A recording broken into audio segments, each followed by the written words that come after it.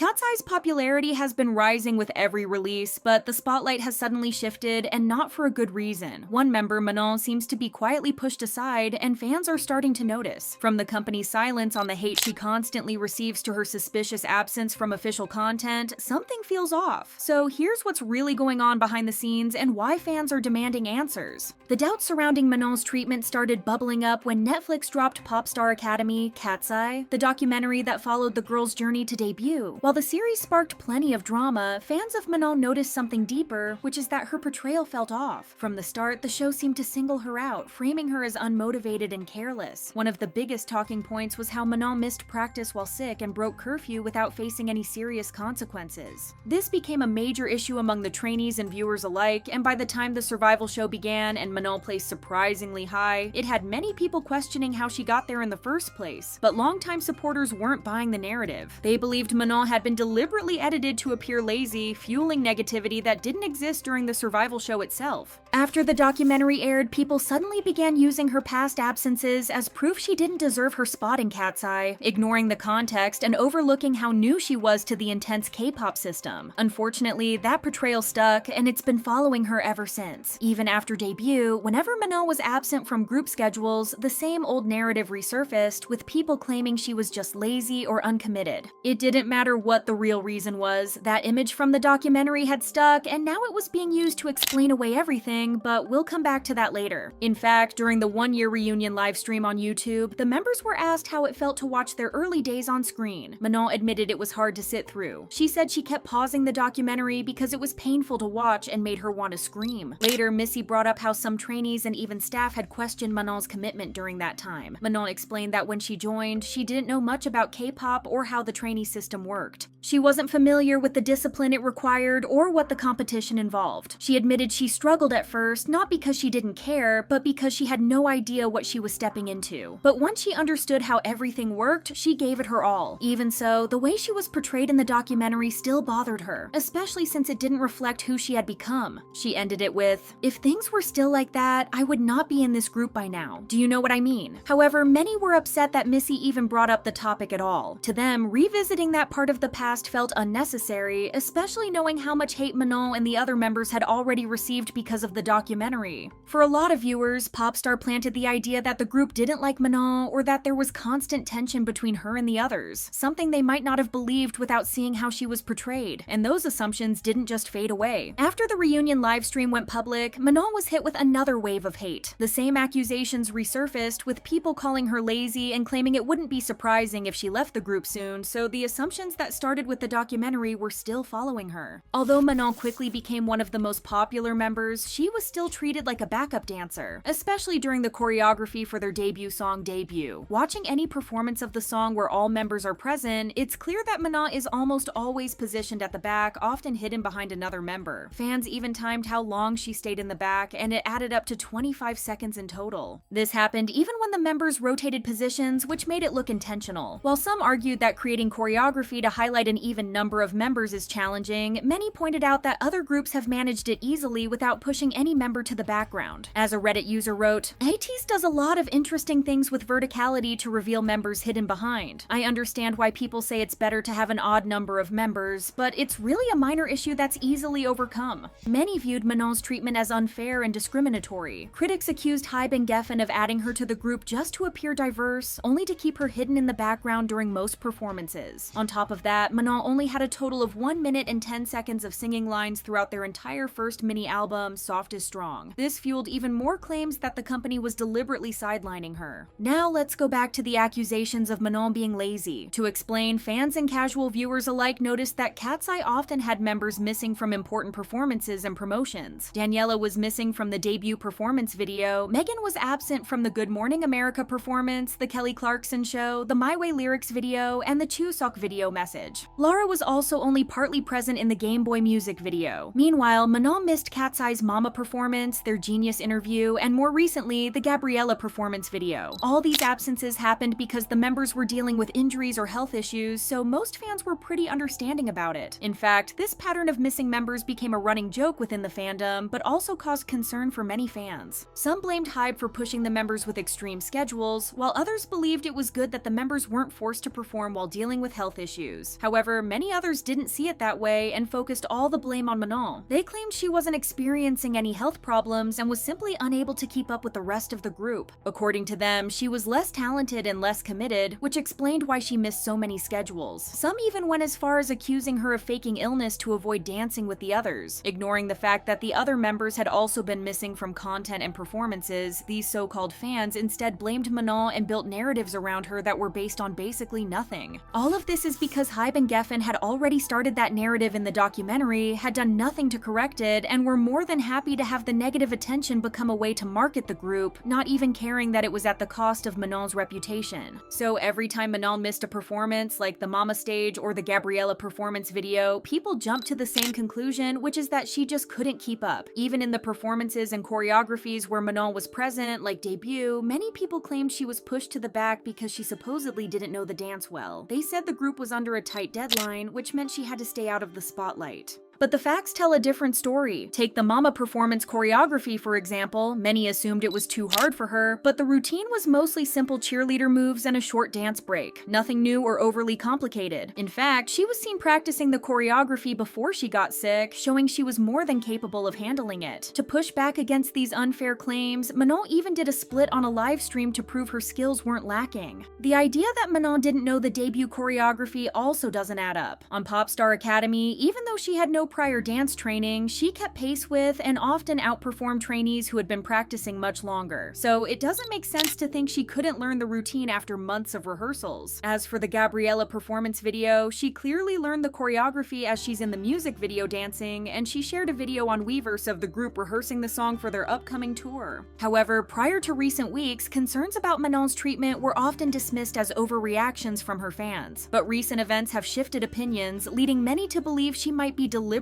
excluded or pushed aside within the group. It began with the surprise release of the Gabriella performance video in Manon's absence. The company later explained she wasn't present due to a sprained ankle, but fans questioned why Hybe and Geffen didn't find ways to include her. Some suggested waiting until she healed before filming, while others pointed out that Lara had managed to appear in the Game Boy music video despite similar issues. Though others argued rescheduling was complicated by contracts and logistics, many still found it odd that Manon didn't even get a solo picture. Unlike the other members, fans felt she could have at least had a still photo taken, even if she couldn't perform. This wasn't an isolated case. During the group's collaboration with beauty brand Glossier, Manon participated in photo shoots and videos, but another incident raised eyebrows. When a billboard for the campaign went up, the members posed for pictures in front of it. Manon was sick that day and couldn't join, which was understandable. Yet when the photos were released, fans noticed the angle was chosen so that Yoonchae's head completely covered Manon's face. While likely unintentional and not a deliberate attempt to hide her, it still felt suspicious to many. The company could have easily shared another photo where Manon was fully visible, but they didn't. These moments have only fueled the belief that Manon is being pushed to the sidelines, whether intentionally or not. Then there's the Monster High collab. Recently, KATSEYE partnered with Mattel for a Monster High collaboration where they remixed Monster High's 2010 anthem, Fright Song, and released a music video to accompany it. Each member was also given a custom Monster High doll designed to reflect their signature style. The official KATSEYE TikTok account even posted a video showing the members receiving their dolls and talking about them. Although Manon was featured on the video's thumbnail, she barely appeared in the footage itself. Every other member got a chance to share their thoughts about their dolls, but Manon was noticeably absent from these moments. She only appeared for about 2 seconds in total and was even cut out of scenes where the members were talking to each other. It's clear she had plenty to say too. In an interview with Hypebae, Manon described her doll as a sea monster and explained how important it was to her that the doll included key features like her moles, waist beads, and braids. She ended by expressing how much she loved her doll, which made her near invisibility in the TikTok video all the more confusing and concerning to fans. A Twitter user also weighed in saying, "To me, as a black girl, seeing a doll that resembles you, even down to the braids, had to have been a huge moment for Manon. Why would you rob the fans of seeing her joy and excitement over this?" Manon's exclusion isn't just happening on TikTok, where fans have noticed she often appears in thumbnails, but barely shows up in the actual videos. members. Additionally, in the Hypebae interview, all the members had individual photos on the website, except for Manon. According to the beauty editor, her solo shot was missing because the company never sent it. The odd behavior extends to the official Monster High Instagram account as well. While all the other members have posted about the dolls and the collaboration, and the account has liked and commented on their posts, Manon's posts have been ignored completely. All of this has sparked a strong reaction from fans. Major fan accounts have gone on strike, boycotting any content from the company and refusing to share updates until this issue is properly addressed. They've also sent mass emails demanding that the company take legal action against those spreading rumors and defaming the members, calling for the situation to be cleared up once and for all. Fans firmly believe that Manon deserves her place just as much as anyone else in the group and should not have to face ongoing disrespect or exclusion, especially from the company that's supposed to protect them.